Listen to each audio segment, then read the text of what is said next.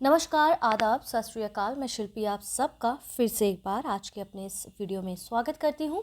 और आज हम यहां पर, जैसा कि आप स्क्रीन पर देख पा रहे होंगे, विज्ञान, पर्यावरण और रक्षा परिदृश्य से संबंधित यहां पर प्रश्नों को देखने वाले हैं। ये लेक्चर आपका 7 है। और अगर हम बात करें तो विज्ञान, पर्यावरण और रक्षा परिदृश्य से संबंधित पार्ट 1 है, यानी कि दूसरा पार्ट कल आपको मिलेगा, जिसमें और सारे प्रश्नों को कवर करेंगे। तो कल आपका विज्ञान, पर्यावरण और रक्षा परिदृश्य से संबंधित जो भी हमने इसमें पढ़ा है, इस किताब के अंतर्गत उनसे संबंधित जितने मैक्स टू मैक्स प्रश्न संभव हो सकते थे, इनको यहाँ पर शामिल किया गया है और किया जाएगा कल के और लेक्चर में। ठीक है, तो जो बच्चे नए हैं, उन्होंने पुराने लेक्चर्स नहीं देखे हैं तो जाकर देख लीजिए, उसकी प्लेलिस्ट में यहाँ डाल देती हूँ। वो सारे लेक्चर्स देख लीजिए आप, क्योंकि बहुत बहुत ज़रूरी है। अब बहुत कम समय बचा है पीसीएस के लिए, यूपीपीएससी के लिए। लग जाइए, खुद को झोंक दीजिए बिल्कुल इस रणभूमि में। ठीक है, क्योंकि अब ये अंतिम समय ही बिल्कुल डिसाइड कर पाएंगे कि कौन आगे कौन पीछे, क्योंकि यहाँ पर क्या होता है ना, आते आते मोनोटोनस हो जाता है तो बच्चे पढ़ाई छोड़ देते, तो आपको ये नहीं करना है। ठीक है, जो बच्चे नए हैं मुझे फॉलो कर सकते हैं मेरे इंस्टाग्राम चैनल पर। ये मेरा टेलीग्राम ग्रुप है, यहाँ पर आप मुझे ज्वाइन कर सकते हैं। कोई क्वेरी है, कोई प्रश्न है, तो इसमें एक और डिस्कशन ग्रुप है, वहाँ आपस में आप अपने नोट्स शेयर करें, अपने आंसर राइटिंग शेयर करें, अपना डिस्कशन कर सकते हैं। वीडियोस को लाइक ज़रूर करें, पसंद आ रही हैं तो वीडियोस को शेयर करना बिल्कुल ना भूलें प्लीज़। और चैनल को अब तक सब्सक्राइब नहीं किया तो प्लीज़ सब्सक्राइब करें। आगे बढ़ते हैं। आज का पहला प्रश्न क्या कहता है, निम्नलिखित कथनों पर विचार कीजिए। 3 से 5 जनवरी 2004 के मध्य 109वां भारतीय विज्ञान Congress lovely professional university Punjab में आयोजित किया गया है। महिला सशक्तिकरण के साथ सतत विकास इसका केंद्रीय विषय रहा है। कौन से कथन सही है? केवल एक, केवल दो, एक और दो, दोनों, इनमें से कोई नहीं। तो इस प्रश्न का उत्तर समझने के लिए पहले समझिए कि कहाँ आयोजित हुआ। तो देखिए, lovely professional university Phagwara Punjab में। ठीक है, 3 से 5 जनवरी 2024 तक। किसके द्वारा हुआ? The Indian science Congress association के द्वारा। थीम बहुत ज़रूरी है किसी भी विषय की। ठीक है, थीम है इनकी सतत भविष्य के लिए विज्ञान और प्रौद्योगिकी पर वैश्विक परिप्रेक्ष्य, यानी कि the global perspective on science and technology for sustainable future. जबकि यहाँ पर ऑप्शन पहला और दूसरे कथन में जो आपका यहाँ पर विषय दिया गया ना, थीम, वो गलत दी गई। यानी कि कह रहे कौन सा सही है, तो केवल एक यहाँ पर कथन सही है, क्योंकि इसका विषय ये ना होकर क्या है, the global perspective on science and technology for sustainable future. Clear है? अब यहाँ पर आगे देखते हैं। दिसंबर 2023 में अभ्यास अस्त्र शक्ति, ठीक है, अस्त्र शक्ति 2023 कहाँ आयोजित हुआ है? वायुसेना स्टेशन बरेली, वायुसेना स्टेशन हिंडन, वायुसेना स्टेशन श्रीलंका, वायुसेना स्टेशन ग्वालियर। तो यहाँ पर option A, B, C and D. तो यहाँ पर देखेंगे कहाँ हुआ है, आंध्र प्रदेश में हुआ है। वायु स्टेशन श्रीलंका में हुआ है। ठीक है, ये कहाँ है? आंध्र प्रदेश में। तो ऑप्शन सी यहाँ पर करेक्ट हो जाता है। अच्छा, देखिए इसमें क्या है, इस अभ्यास के दौरान क्या हुआ, ये जो अभ्यास अस्त्र शक्ति है, इस अभ्यास के दौरान भारतीय वायुसेना ने स्वदेश विकसित समर, क्या याद आया आपको? देखिए, जिसने ईमानदारी से लेक्चर्स देखे उनको याद आ रहा होगा। समर यानी कि surface to air missile for assured retaliation, air defence missile का सफल परीक्षण किया गया है। तो समर का फुल फॉर्म जरूर याद कर लेगा, क्योंकि इस बार फुल फॉर्म से प्रश्न बनेंगे और हर बार बनते हैं। निम्नलिखित कथनों पर विचार कीजिए। दिसंबर 2023 में garden reach ship builders and engineers limited द्वारा आईएनएस संधायक को भारतीय नौसेना को समर्पित किया गया। आईएनएस संधायक भारत का सबसे बड़ा सर्वेक्षण पोत है। आईएनएस संधायक जीआरएसई द्वारा भारतीय नौसेना हेतु निर्मित 4 सर्वेक्षण पोतों की श्रृंखला का प्रथम पोत है। कौन से कथन सत्य हैं? 1, 2, 3, 1 और 2, 1 और 3, 2 और 3। देखिए, निर्मित और विकसित किसने किया? गार्डन रीच शिप बिल्डर्स एवं इंजीनियर्स लिमिटेड के द्वारा। इसकी विशेषता क्या है कि भारत का सबसे बड़ा सर्वेक्षण पोत है, लगभग 110 मीटर ये लंबा है। यहाँ पर इस प्रश्न का उत्तर अगर आप देखेंगे तो तीनों कथन ठीक है, यानी कि ऑप्शन ए करेक्ट हो जाएगा। ठीक है, निम्नलिखित कथनों पर विचार कीजिए। 18 दिसंबर 2023 को केंद्रीय पृथ्वी विज्ञान मंत्री किरेन रिजिजू ने भारत के पहले शीतकालीन वैज्ञानिक आर्कटिक अभियान का शुभारंभ किया। भारत आर्कटिक में वर्ष 2005 में हिमाद्री नामक एक अनुसंधान आधार केंद्र संचालित कर रहा है। कौन से कथन सही हैं? 1, 2, 1 और 2, इनमें से कोई नहीं। देखिए, इसका शुभारंभ कहाँ हुआ? नई दिल्ली में हुआ। किसके द्वारा? केंद्रीय विज्ञान पृथ्वी विज्ञान मंत्री किरेन रिजिजू के द्वारा। ठीक है, 18 दिसंबर 2023 को। ये जो अभियान है, ये शोधकर्ताओं को ध्रुवीय रातों के दौरान ऐसे क्षेत्र में अद्वितीय वैज्ञानिक अवलोकन करने की अनुमति देता है। ठीक है, अब यहाँ पर कह रहे हैं कि जो भारत आर्कटिक में वर्ष 2008 में हिमाद्री नामक एक अनुसंधान आधार केंद्र संचालित करा है, ना कि 2005 में। तो पहला कथन यहाँ पर पूरी तरह ठीक है, तो केवल एक यहाँ पर ठीक है, यानी कि ऑप्शन ए करेक्ट हो जाएगा। अभ्यास विनबैक्स 2023 से संबंधित निम्नलिखित कथनों पर विचार करें। ये भारत और वियतनाम, ठीक है, ये आपका एक हो गया, ये कथन दो हो गया, ये ए बी सी और डी। ये भारत और वियतनाम के बीच एक संयुक्त सैन्य अभ्यास है।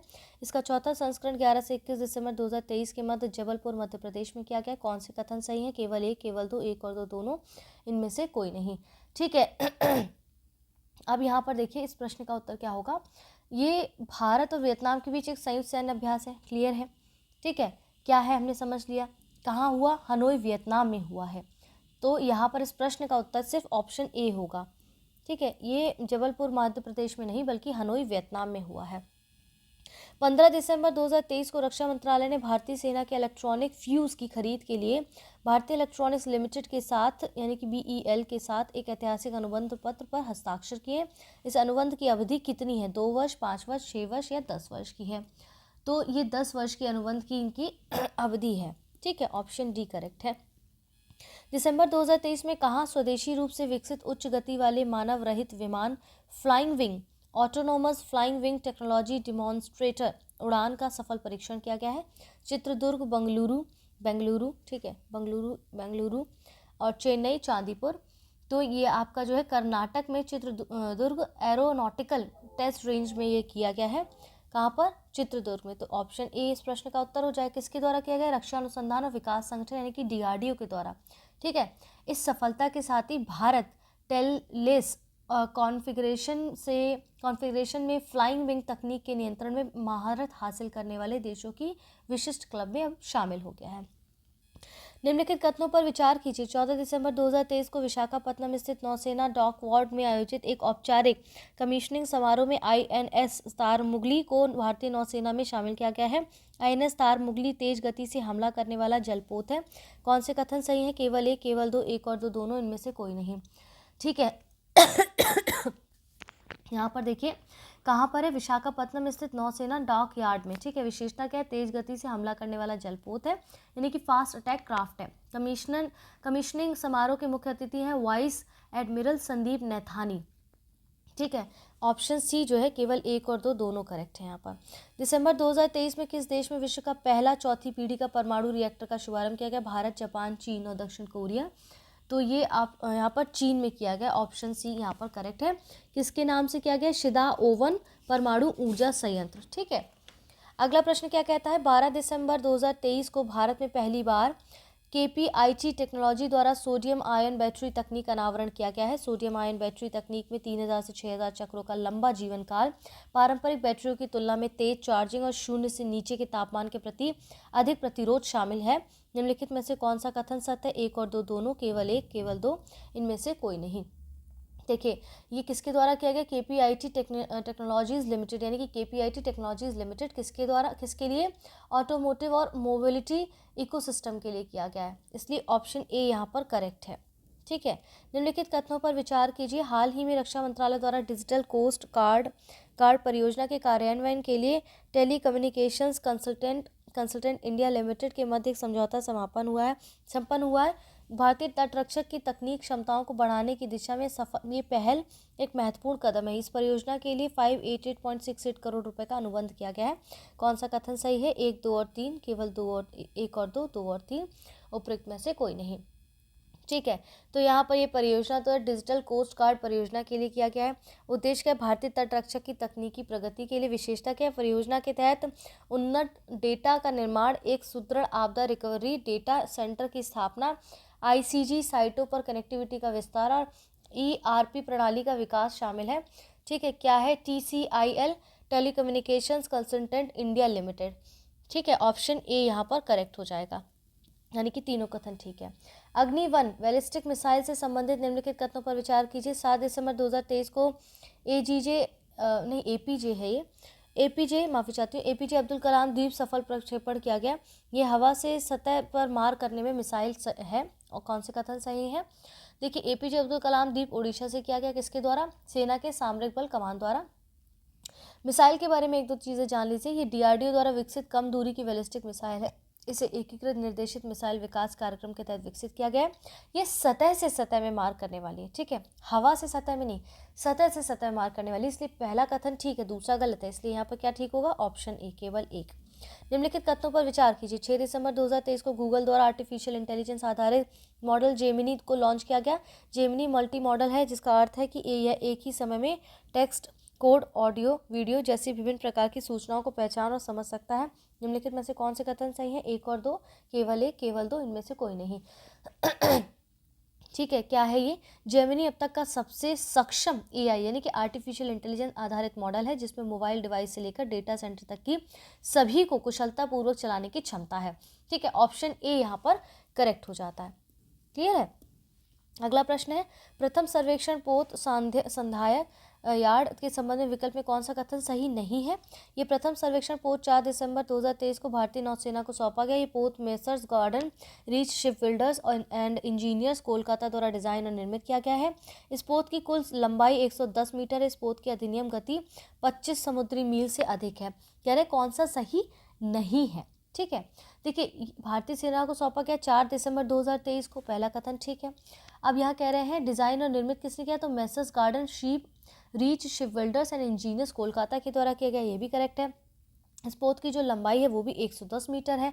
और देखा जाएगा अगर इसकी देखेंगे कि ये विस्थापन क्षमता क्या है, 34,000 है और अधिकतम गति इसकी 18 समुद्री मील से अधिक है, जबकि यहाँ पर 25 समुद्री मील दे रहा है। तो इस प्रश्न का उत्तर ऑप्शन डी हो जाएगा। ठीक है, क्योंकि कह रहा है कौन सा सही नहीं है, तो ये सही नहीं है। गरुड़ एरोस्पेस से संबंधित निम्नलिखित कथनों पर विचार करिए। नवंबर 2023 में इसने मध्यम श्रेणी के ड्रोन हेतु सेकेंड टाइप प्रमाण पत्र प्राप्त किया। यह प्रमाण पत्र नागर विमानन महानिदेशालय से प्राप्त हुआ। कौन से कथन सही है ये, तो ये मध्यम श्रेणी में है, किसके, नगर विमानन महानिदेशालय, किस नियम से, ड्रोन नियम 2021 से। ठीक है, इस प्रश्न का उत्तर ऑप्शन सी हो जाएगा। युद्धपोत यहाँ पर देखेंगे 12,706 इम्फाल के संबंध विकल्प में कौन सा कथन सही नहीं है। 28 दिसंबर 2023 को रक्षा मंत्री राजनाथ सिंह ने नई दिल्ली में मणिपुर के मुख्यमंत्री की उपस्थिति में युद्धपोत 12,706 इम्फाल का अनावरण किया। यह युद्धपोत भारतीय समुद्री सीमा की रक्षा की 4-15V स्टील्थ गाइडेड मिसाइल विध्वंसक परियोजनाओं में से दूसरा है। इस जहाज का शिखर कंगला पैलेस और कंगला सा सुसज्जित किया गया है। इसकी अधिकतम गति 30 समुद्री मील है।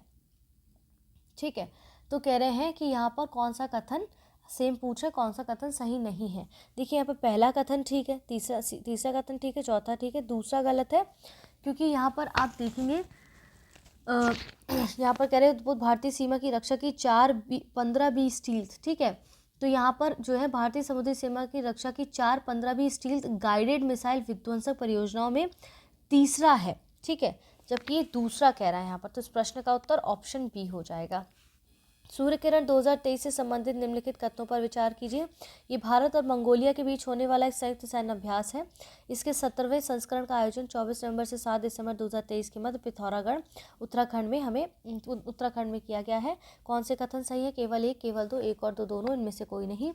तो सूर्य किरण जो है ये पिथौरागढ़ उत्तराखंड में किया गया। क्या है ये, भारत नेपाल संयुक्त सैन्य अभ्यास का 7वां संस्करण है। ठीक है, इसलिए यहाँ पर आप देखेंगे इस प्रश्न का उत्तर क्या हो जाएगा, इस प्रश्न का उत्तर आपका हो जाएगा ऑप्शन बी।